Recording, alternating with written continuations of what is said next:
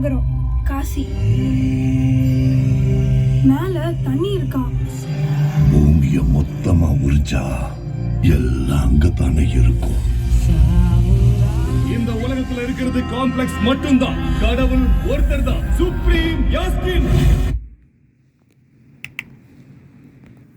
Hi all. കൽക്കി സിനിമ കണ്ടു. അതിൻ്റെ ഒരു ചെറിയ റിവ്യൂ പറയാനാണ് ഞാൻ ഇപ്പോൾ വന്നിരിക്കുന്നത്.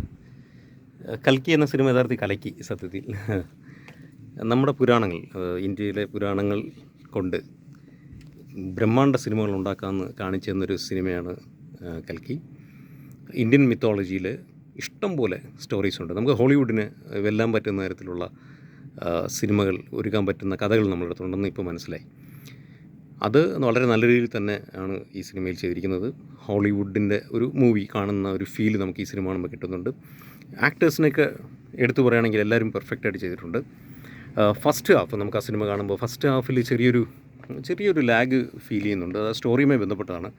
അപ്പോൾ അതുകൊണ്ടത് കാണുന്ന ഒരാൾക്ക് വലിയ പ്രോബ്ലം ഉണ്ടാക്കത്തില്ല. ബട്ട് സ്റ്റിൽ ഞാൻ പറഞ്ഞതേ ഉള്ളൂ. പക്ഷേ സെക്കൻഡ് ഹാഫ് ഉണ്ടല്ലോ, ഒരു രക്ഷയില്ല.